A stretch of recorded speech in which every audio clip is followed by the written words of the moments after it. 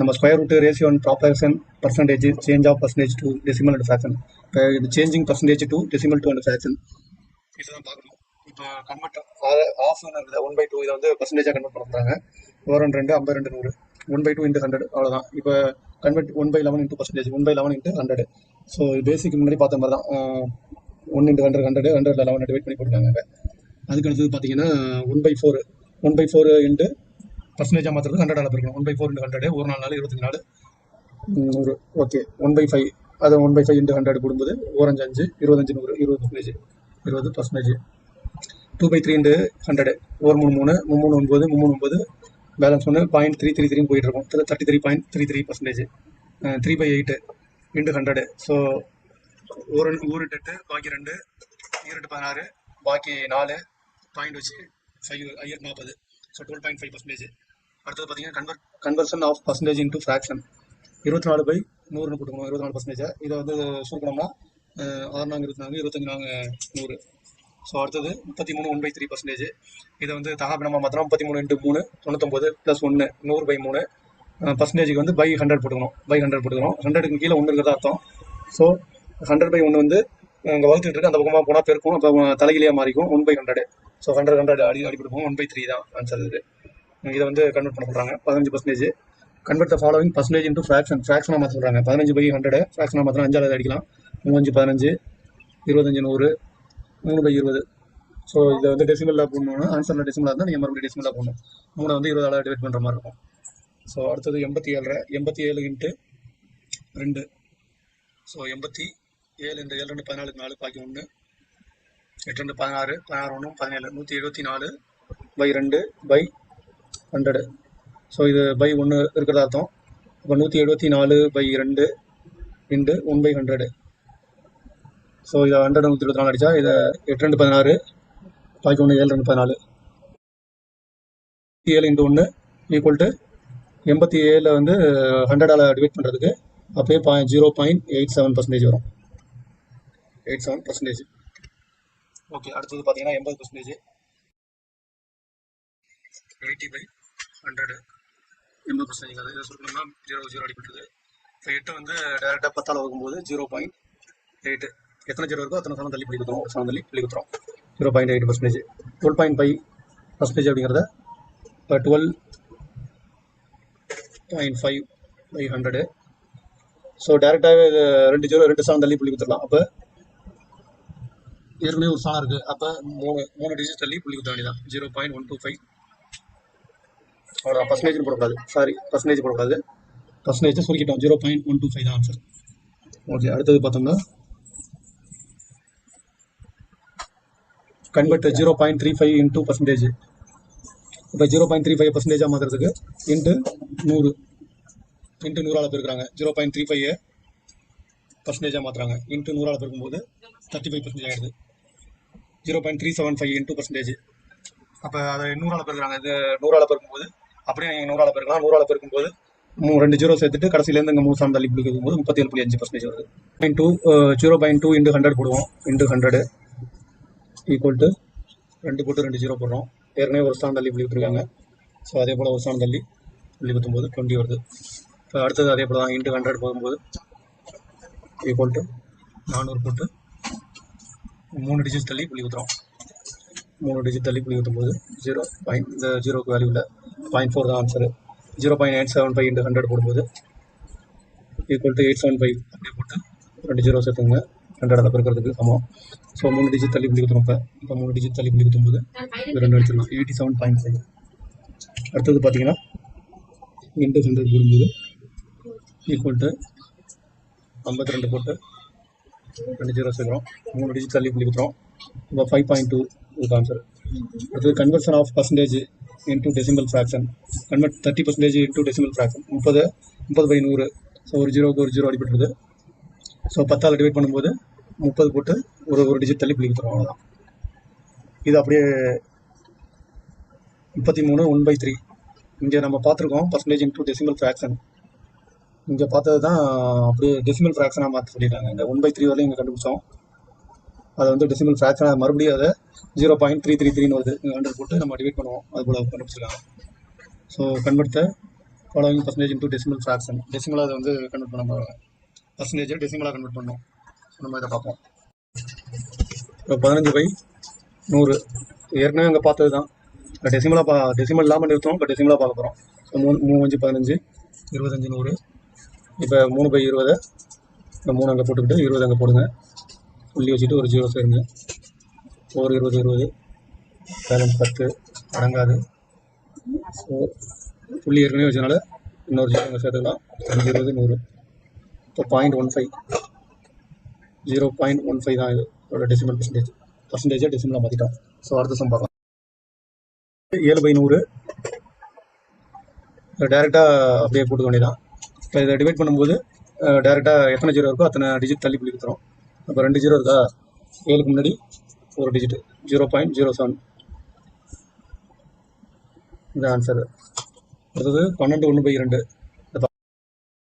12 24. இதை பார்த்தீங்கன்னா 12 24 1 25/2 25/2/100 போடுறோம். 100க்கு கீழே 1 இருக்கிறதா அர்த்தம். ஸோ அந்த 1 வந்து 25/2 இன்ட்டு இது வகுத்துக்கிட்டு இருக்கு. இங்கே போகும்போது தலையிலேயே மாதிரி பெருக்கும் 1/100. ஸோ 1 25 25 4 25 100. இப்போ 8 1/8 வருது. ஸோ 1/8 ஈக்குவல் டு 1/8 வருது. 1/8 வந்து டிவைட் பண்ணும்போது இங்கே 8 போட்டுக்குங்க, இங்கே 1 போட்டுக்குங்க, பாயிண்ட் வச்சு 0 சேர்த்துக்குங்க. 1 8 பேலன்ஸ் 2 20 ஆகிடும். இங்கே பாயிண்ட் வச்சதுனால 0 சேர்த்துக்கலாம். நம்ம 2 16 பேலன்ஸ் 4. ஸோ அதுலேயும் 0 சேர்த்துக்கிட்டிங்கன்னா 8 40. அப்போ ஈக்குவல் டு 0.125 தான் ஆன்சர். நெக்ஸ்ட் சம் பண்ணலாம். ஏன்னா 90% கொடுத்துருவாங்க. அப்போ 90/100. கீழே எத்தனை டிஜிட் இருக்கோ அத்தனை 0 இருக்கோ அத்தனை டிஜிட் நேராக பாயிண்ட் கொடுத்துட வேண்டியதான். அப்போ ஒரு 0க்கு ஒரு 0 அடிச்சிடறோம். ஸோ 9 தான் வருது. ஒரு டிஜிட்டாக இருக்குது. அப்போ 0.9% ஆன்சர். அதோட டிஜிட்டில் தான் மாற்ற சொல்லியிருக்காங்க 0.9. ஸோ இது வரையும் பார்த்தாச்சு. அடுத்தது மெட்டீரியல் சயின்ஸ் வந்து ஃபிட்டர் சிலபஸ் எல்லாம் இல்லை. Material science, types of metal, types of ferrous and non ferrous metal, எலக்ட்ரிஷனுக்கு வருதுன்னு நினைக்கிறேன். எலக்ட்ரிஷன் வருதுன்னா இதெல்லாம் பார்த்துங்க. ஃபெரஸ் மெட்டல்லாம் என்ன, நான் ஃபெரஸ் மெட்டல்லாம் என்ன, இரும்பு கலந்த உலோகம், இரும்பு கலக்காத உலோகம், அவ்வளோதான். அதை பற்றி அதுக்கான ப்ராப்பர்ட்டி இதெல்லாம் கேட்பாங்க. டங்ஸ்டன் ஸ்டீலில் வந்து high speed cutting tool, high speed steel is an alloy of. அதோட அலாய் என்ன, 18% டங்ஸ்டன், 4% குரோமியம் அண்ட் 1% வனோடியம். இது இம்பார்ட்டன்ட் தியரிலையும் வரும் அது. ஸோ இது கேட்பாங்க. செட்டிலின் alloy 30% chromium, 20% tungsten, 1 to 4% carbon, balance cobalt. So இதெல்லாம் கேட்பாங்க. இதெல்லாமே நீங்களாவே டங்ஸ்டனை பற்றி படிக்கணும்னா நீங்கள் அதோட temperature, melting point 3150 degree Celsius important. So இது கூட நீங்கள் ஒவ்வொரு மெட்டீரியலையும் வனோடியமோட நிக்கல் குரோம் வனோடியம்னு சொல்லுவாங்க. ஸ்டீல் கண்டெய்னர் வந்து அதோட ஸ்டீல் கண்டெய்னர் என்னென்னு கேட்பாங்க. 0.5% to 1.5% குரோமியம், 0.15% to 0.3% வனோடியம். இது எல்லாமே கார்பன் எவ்வளவு, இது எல்லாமே இது போல் அண்டர்லைன் பண்ணி ஒவ்வொரு லைனாக அண்டர்லைன் பண்ணி படிக்கணும். அதுதான் இம்பார்ட்டன்ட். இது உங்கள் சிலபஸில் இல்லை, ஆனால் உங்கள் தியரி சிலபஸில் இது இருக்குது. ஸோ ஃபிட்டர் தியரி சிலபஸில் இருக்குது. Vanadium, high speed steel container, so cobalt, chromium, இது எல்லாமே தனித்தனியாக எல்லாத்தையுமே எவ்ரிதிங் அண்டர்லைன் பண்ணி அதோட மெல்டிங் பாயிண்ட்டு இது எல்லாமே ஒன்று ஒன்றா அண்டர்லைன் பண்ணி எல்லாத்தையும் அண்டர்லைன் பண்ணி எல்லாத்தையும் படிக்கணும். ஸோ ஒவ்வொரு வரியாக எது கேட்க வாய்ப்பு இருக்குன்னு அண்டர்லைன் பண்ணி இப்படி படிக்கணும். அந்த மாதிரி தியரியில் படித்தா தான் நீங்கள் உங்களுக்கு கரெக்டாக கிடைக்கும். நீங்கள் புக்கில் 4 ஆன்சர் கொடுக்குற மெட்டீரியலை மட்டும் வச்சு படிக்கக்கூடாது. புக்கில் இந்த மாதிரி ஒன்று அண்டர்லைன் பண்ணி இந்த மாதிரி படிக்கணும். எது இம்பார்ட்டன் பண்ணி நீங்களே அண்டர்லைன் பண்ணி படிங்க. ஸோ நேராக அடுத்ததுக்கு போவோம். மெட்டீரியல் சயின்ஸ் வந்து உங்களுக்கு இல்லை, ஃபிட்டருக்கு இல்லை. அடுத்தது வந்து அயன், கேஸ்ட் அயனை பற்றி யாருக்கு இருக்கோ அவங்க பார்த்துங்க. எலக்ட்ரிஷனுக்கு இருக்குன்னு நினைக்கிறேன், அதை பார்த்துங்க.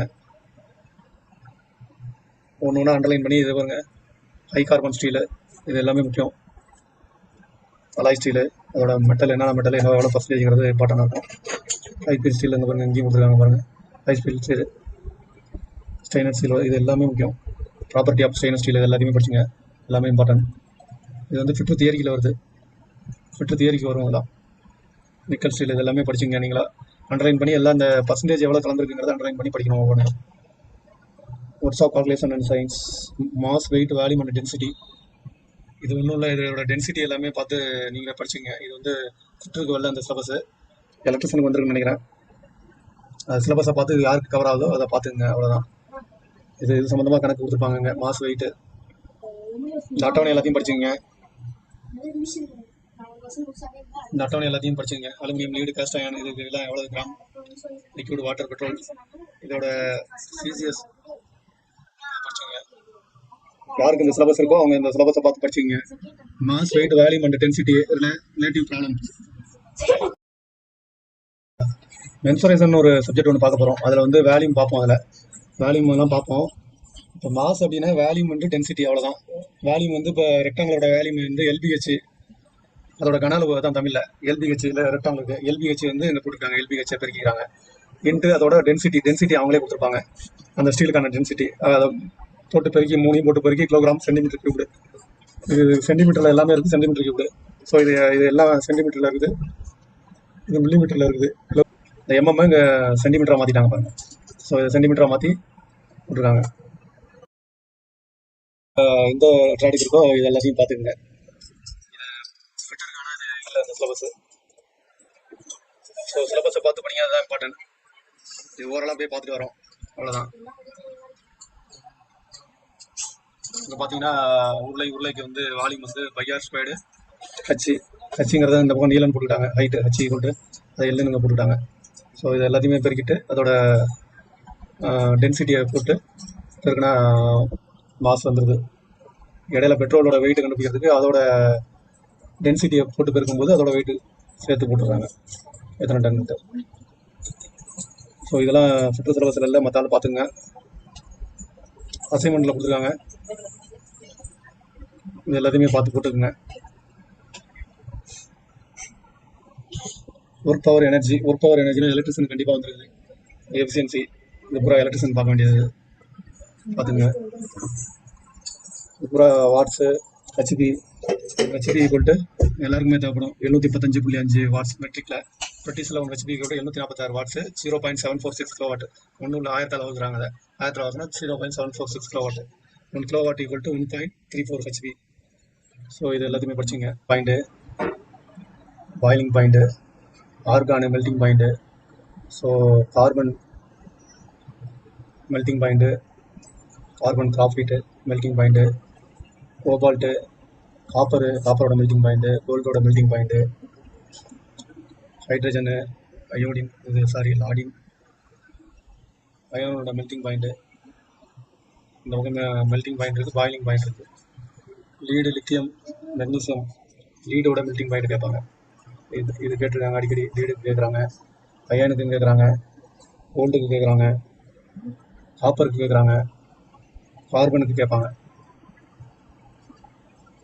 இதெல்லாம் இம்பார்ட்டன்ட், இதெல்லாம் பார்த்துங்க. டின்னுக்கு கேட்பாங்க, டைட்டானியம் கேட்பாங்க. கண்டிப்பாக டைட்டானியம் தான் எங்கள் பிஹெச்சில் யூஸ் பண்ணுறாங்க, அதனால் இதை கேட்கறதுக்கு வாய்ப்பு இருக்குது. டங்ஸ்டன் கேட்பாங்க, அதனால் melting point, boiling point. Zinc கேட்பாங்க, யுரேனியம் கேட்பாங்க.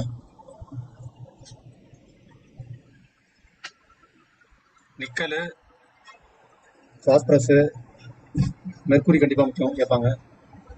மேங்கனீஸ், இது பூரா ஓரளவு முக்கியமானது. மீதியும் நீங்கள் படிச்சுக்கங்க, எல்லாத்தையும். இதை மட்டும் படிச்சுக்காதீங்க, மீதியும் படிச்சுக்கங்க. இது வந்து ஃபில்ட்ரு வரல, ஹீட், டெம்பரேச்சர் அண்ட் ப்ரெஷர். இது ரொம்ப ஈஸி தான், நீங்களே பார்த்துக்கலாம். இது பார்த்தீங்கன்னா சென்டிகிரேட்டு, ஃப்ரீசிங் பாயிண்ட், பாயிலிங் பாயிண்ட்டு இது கேட்பாங்க. ஃபாரன் ஹீட்டு, இந்த வாட்டரை வந்து ஃப்ரீஸ் பண்ணும்போது இவ்வளோ டிகிரி இருக்குது. கெல்வின், இந்த அட்டவணை இது ரொம்ப important. Reaumur, Celsius, Kelvin, Fahrenheit. இப்போ ஆர்சி புக்குன்னு வச்சுக்கோங்க. ஆர்சி புக்கு கிடச்சிருச்சு கே, ஆர்சி புக்கு கிடச்சிருச்சு கே, ஆனால் ஃபால்ட் ஆகிடுச்சு அது. அப்படி வச்சுங்க, ஏதோ ஈக்குவல் டு போட்டுக்கிட்டிங்கன்னா கேக்கு பக்கத்தில் -223. அப்போ R/80, C/100, அடுத்தது 100, அடுத்தது இது ரெண்டையும் கூட்டிட்டிங்கன்னா 180. மறக்காமல் இருக்கிறதா சொல்கிறேன் இது.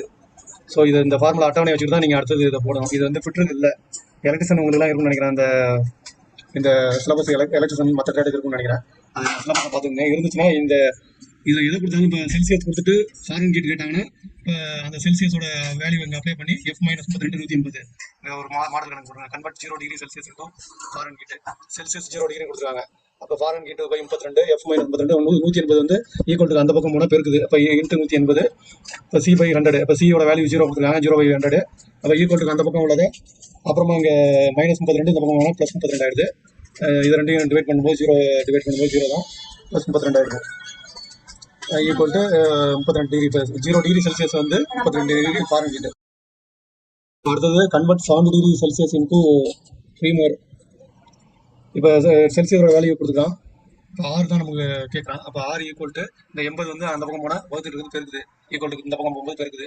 R equal to C by 100 × 80. R equal to 70. சியோட வேல்யூ இங்கே கொடுத்துருக்காங்க 70 அப்படியே போட்டாங்க. 70/100 × 80 இதை சால்வ் பண்ணி போட்டிருக்காங்க. ஸோ ஒன்று ஈஸி தான். அந்த ஃபார்முலா படிச்சுட்டா நேராக அதில் அப்ளை பண்ணி பண்ண வேண்டியதான். எது கேட்டாலும் அப்ளை பண்ணி அதோட அப்ளை பண்ணி கணக்கு போட கற்றுக்க வேண்டியதான். ஸோ அந்த ஃபார்முலா இம்பார்ட்டன்ட். இந்த சிலபஸ் உங்களுக்கு இருக்கிறவங்க பார்த்துக்குங்க. செல்சியஸை ஃபாரன் ஹீட்டாக மாற்றுறது தான் நிறைய கேட்டுருக்காங்க. எல்லாமே செல்சியஸை ஃபாரன் ஹீட்டாக மாற்றுறது, ஃபாரன் ஹீட்டை செல்சியஸாக மாற்றுறது தான் மேக்ஸிமம் கேட்பாங்க. செல்சியஸ் ஃபாரன் ஹீட் தான் மேக்ஸிமம் கேட்பாங்க. அப்படி 1-2 கெல்வினா கேட்பாங்க. அதுக்கு அடுத்தது பாருங்கள், இது எல்லாத்தையும் பார்த்துங்க. Heat temperature and pressure temperature measuring instruments, type of thermometer, pyrometer and transmission of heat condition. இதெல்லாம் இல்லை, மீட்டருக்கு இல்லை. ஏதாச்சும் இருந்துன்னா பார்த்துங்க.